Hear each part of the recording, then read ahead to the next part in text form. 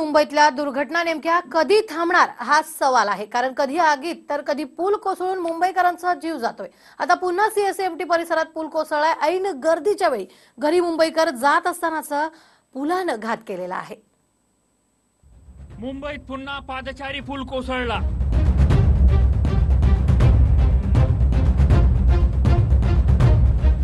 मुंबईतले पादचारी पूल कधी सुरक्षित होणार?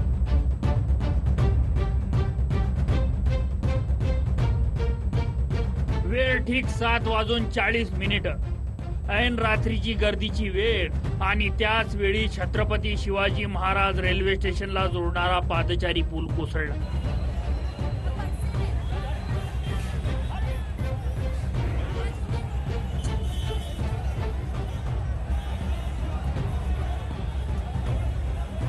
पुलाचा भाग कोसळला त्यावेळी काय परिस्थिती निर्माण झाली असेल हे तर दृश्य सांगून जातात।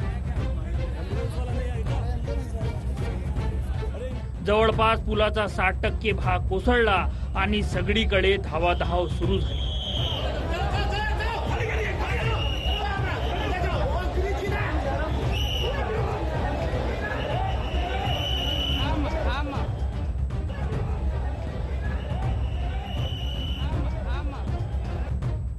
कोई कैजुअलिटी हो जाती है, बड़ी घटना हो जाती है, उसके बाद लोग आते हैं ये लोग। और अक्सर होता है, अब ये रेडी में माटुंगा में कहाँ हो रहा है, और कैजुअलिटी हो जाती है उसके बाद आके खाना पूर्ति करते हैं लोग, बोलते हैं हाँ ठीक कर दिया जाएगा, दोषी को सजा दी जाएगी। होता कुछ नहीं है। चांगलं आहे की मी या ब्रिजवरून आज आलो नाही म्हणून मी आज तुमच्याशी बोलतोय। तर ह्या टायमाला मी रोज चिंचपोकळीवरून इकडे येतो आणि कुलाब्याला राहतो मी ह्याच टाइमात। आणि म्हणजे नशीब चांगलं माझं की देव बलवत्तर म्हणून मी जिवंत आहे। या पुलाजवळ अंजुमन इस्लाम ही शाळा असून अनेक जण कार्यालयात आणि रेल्वे स्थानकाकडे जाण्या येण्यासाठी याच पुलाचा वापर करतात। पुलाचा भाग कोसळला त्यावेळी ही पुलावर मोठी गर्दी होती, मात्र यावेळची गर्दी हा पूल सांभाळू शकला नाही। घटनेची चौकशी ही उच्चस्तरीय केली जाईल। मुळात हा जो पूल आहे हा 1980च्या दरम्यान बांधण्यात आला आहे आणि मी जी काही मला आता महानगरपालिका आयुक्तांनी जी माहिती दिली त्या माहितीनुसार साधारणपणे मागील वर्षी या पुलाचं स्ट्रक्चरल ऑडिट करण्यात आलं होतं आणि त्या स्ट्रक्चरल ऑडिटमध्ये हा पूल जो आहे हा फिट दाखवण्यात आला होता आणि काही मायनर रिपेअर सांगण्यात आले होते। त्यामुळे ही अत्यंत गंभीर बाब आहे की अशा प्रकारे स्ट्रक्चरल ऑडिट झाल्यानंतर हा पूल जर कोसळत असेल तर एक प्रकारे याच्यावर देखील प्रश्नचिन्ह निर्माण होतं। पूल कोसळल्यानंतर आता मध्य रेल्वेने हात झटकलेत। कोसळलेला पूल मुंबई महापालिकेचा असल्याचं रेल्वेचं म्हणणं आहे। 27 सप्टेंबर 2017ची एल्फिन्स्टन स्टेशनवरची घटना मुंबईकर अजून विसरलेले नाहीत। कोट्यावधी रुपयांचा कर मुंबईकर भरतात आणि साधा पूल सुद्धा प्रशासन देऊ शकत नाही, हे तर मुंबईकरांचं दुर्दैव आहे। संदेश शिर्के, TV9 मराठी, मुंबई। तर मुंबईतील छत्रपती शिवाजी महाराज टर्मिनस स्थानकाबाहेरचा पादचारी पूल कोसळून झालेल्या दुर्घटनेत देशाच्या आर्थिक राजधानीतील प्रशासनाचा भोंगळ कारभार पुन्हा उघडकीस झाला। वारंवार पूल दुर्घटनांमध्ये निष्पापांचे बळी जात आहेत। त्यामुळे हजारो कोटी रुपयांचा बजेट असणाऱ्या मुंबई महापालिकेचा पैसा हा नेमका कुठे जातो हा प्रश्न आता उपस्थित होतोय। मुंबईतील पुलांचा धोका पुन्हा एकदा उघड। सीएसएमटी स्टेशन जवळ पादचारी पूल कोसळला। जीवघेण्या पुलांवर प्रवास किती दिवस करायचा? मुंबईकरांच्या सुरक्षेसाठीचा पैसा जातो कुठे? मुंबई महापालिकेच्या भोंगळ कारभाराचा हा रक्तपात आहे।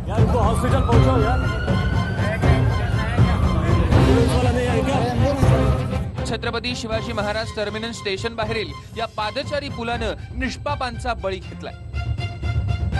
आशिया खंडातील सर्वात श्रीमंत म्हणून ओळखली जाणारी ही मुंबई महानगरपालिका, तब्बल 30,692 कोटी रुपयांचा अर्थसंकल्प असलेली मुंबई महापालिका, ज्यातील तब्बल 600 कोटी रुपये केवळ पूल विभागासाठी खर्च होतात।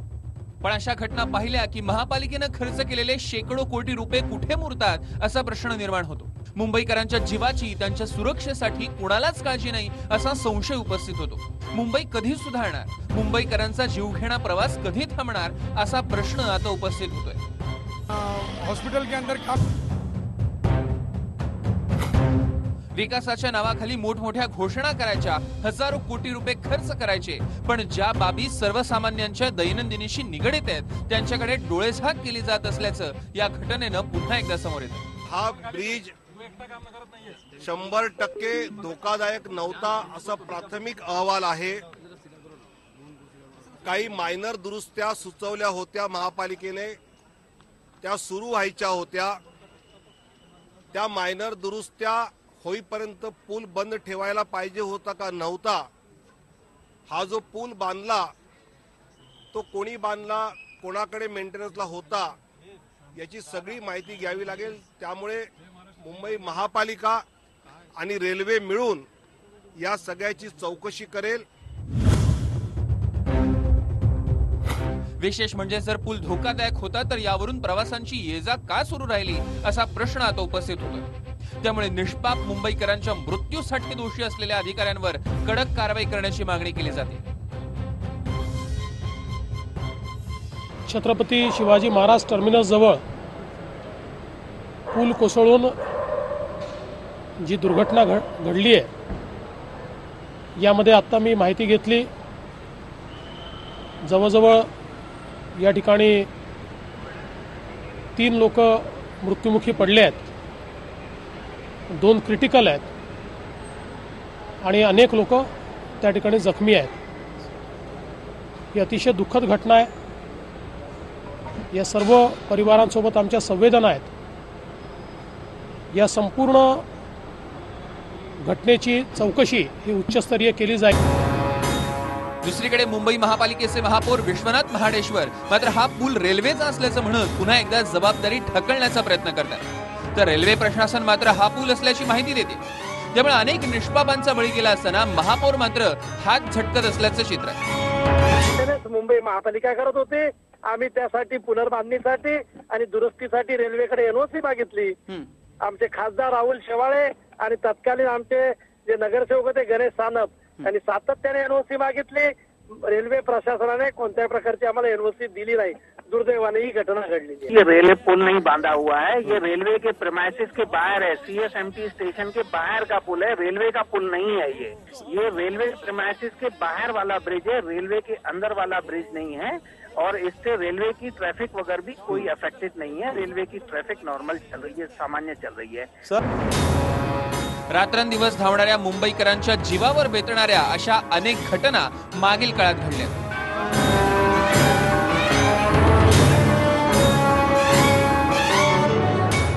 एल्फिन्स्टन पादचारी पुलावरची चेंगराचेंगरी असो किंवा मग अंधेरीतली गोखले पुलाची दुर्घटना, अशा अनेक घटनांनी मुंबईतील पुलांचा धोका उघड केलाय. पण त्यानंतरही प्रशासनाला जाग येत नसल्याचं चित्र आहे. त्यामुळे आणखीन किती बळी गेल्यानंतर महापालिका आणि सरकारला जाग येणार आहे असा प्रश्न आता उपस्थित होतो. त्यामुळे महापालिका किंवा रेल्वे प्रशासनानं जबाबदारी झटकून नव्हे तर जबाबदारीनं काम करण्याची गरज आहे. Bureau report, TV9 Marathi, Mumbai. आता मुंबईला मुंबई दुर्घटनांचं शहर म्हणून ओळखलं जाऊ लागले. 2 वर्षात 3 मोठ्या दुर्घटना यावेळी घडल्या आणि मुंबईकरांना आपला जीवाला मुकावं लागले. पाहूयात त्यावर एक स्पेशल रिपोर्ट. मुंबई शहर हादसों का शहर, प्रशासनाच्या बाबूगिरीचा कहर, निष्पापांच्या मृत्यूला जबाबदार कोण? BMC सेंट्रल रेल्वे उत्तर द्या. करदात्या मुंबईकराला वाली कोण?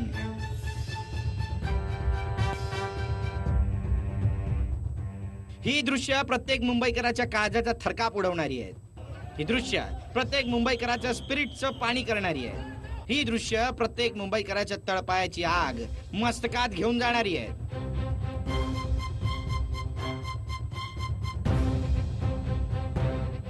दृश्य पहा. 14 मार्चचा दिवस होता. संध्याकाळी 8ची वेळ होती. मुंबईकर कामावरून घरच्या दिशेला निघाला.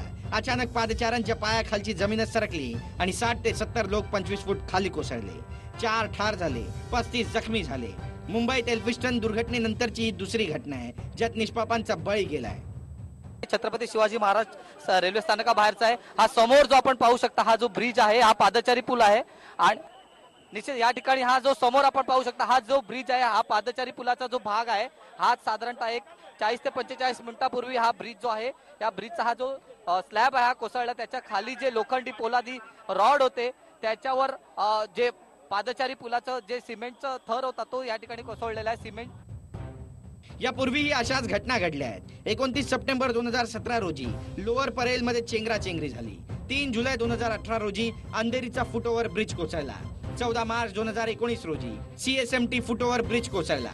वारंवार ब्रिज कोसळण्याचा फटका निष्पाप मुंबईकरांना बसतोय. त्यांना हकनाक जीव गमवावा लागतोय. 29 सप्टेंबर 2017च्या घटनेत 22 जण ठार झाले तर 35 जण जखमी झाले. 14 मार्च 2019च्या घटनेत 5 जण ठार झाले, 40 जण जखमी झाले. महिने होऊन सुद्धा जर अशा पद्धतीने जर सरकार वागत असेल आणि मग ते राज्य सरकार असेल, केंद्र सरकार असेल किंवा कॉर्पोरेशनचं असेल, या सगळ्यांना या बाबतीमध्ये जबाबदार पकडायला पाहिजे. आणि ज्याने कोणी स्ट्रक्चरल ऑडिट केलेलं आहे या ब्रिजचं, जे अधिकारी याच्यामध्ये इन्व्हॉल्व आहेत त्यांच्यावर खुनाचा गुन्हा दाखल करून 302चा गुन्हा दाखल केला जावा अशी आमची मागणी आहे. आता हा ब्रिज नेमका कुठे होता ते देखील जाणून घ्या. कामा रुग्णालयाच्या गल्लीकडे तसेच किल्ला कोर्टाकडे जाणारा हा पादचारी पूल कसाब पूल म्हणूनही ओळखला जातो. याच पुलावरून कसाब आला होता. पुलाखालून JJ फ्लायओव्हर कडे जाणारा आणि विरुद्ध दिशेने म्हणजेच फोर्ट कडे जाणारी वाहतूक ब्रिज पडल्यामुळे विस्कळीत झाली. दोन्ही मार्ग बंद करण्यात आले. लाखो मुंबईकर अडकले. घटनास्थळी पोलीस आणि अग्निशमन दलाचे जवान दाखल झाले. यावेळी पोलीस आणि मुंबईकरांमध्ये शाब्दिक बाचाबाचीही झाली, धक्काबुक्कीही झाली. कारण रेल्वे आणि BMC दोघेही एकमेकांवर आरोपांच्या फैरी झाडू लागले. CSMT परिसरात बरीच प्रशासकीय कार्यालय असून चाकरमानी घरी जाण्याच्या वेळेस म्हणजेच वर्दळीच्या वेळी ही दुर्घटना घडल्यानं हाहाकार माजलाय. एल्फिस्टन रेल्वे स्थानकावर झालेल्या भीषण दुर्घटनेनंतरही रेल्वे आणि स्थानिक BMC प्रशासनानं कोणताच धडा न घेतल्याचं या घटनेनं उघड केलंय. त्यामुळे मुंबईकरांना वाली कोण आहे असा प्रश्न आता ऐरणीवर आलाय.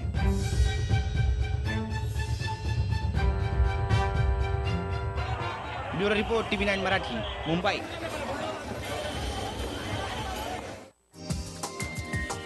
हा व्हिडिओ तुम्हाला आवडला असेल तर असे आणखी व्हिडिओ पाहण्यासाठी TV9चं YouTube चॅनल सबस्क्राईब करा, बेल बटण दाबा. ताज्या घडामोडींसाठी लॉग ऑन करा TV9marathi.com.